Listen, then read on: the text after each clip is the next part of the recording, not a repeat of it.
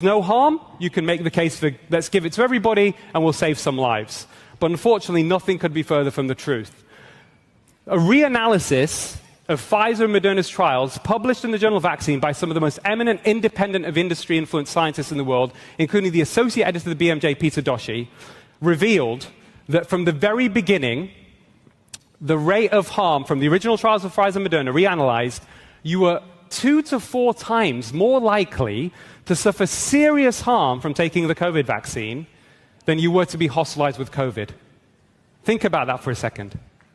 What does that mean? It is highly likely not a single person should have been injected with this, what is better described as a gene therapy than as a vaccine.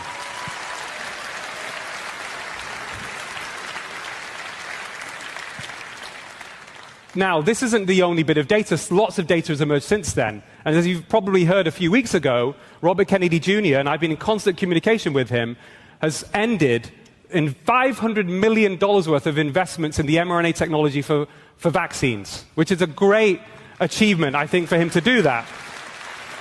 His chief medical officer, Stephen Hatfill, told Steve Bannon, he was involved in this, he called it a mega-analysis of all the data, hundreds of studies, peer-reviewed studies showing the harms of the mRNA vaccine, and he said the side effects of this gene therapy was so enormous and progressive, it was difficult to fathom.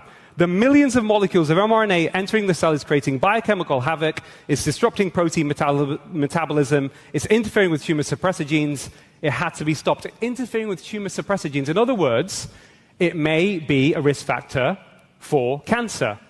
And I've been asked today to share, this isn't just his opinion, many other doctors feel the same way, but one of Britain's most eminent oncologists, Professor Angelique, said to me to share with you today that he thinks it's highly likely that the COVID vaccines have been a factor, a significant factor, in the cancer of members of the royal family. What I'm telling you today is nobody is immune to medical misinformation because of this corrupted system. So let me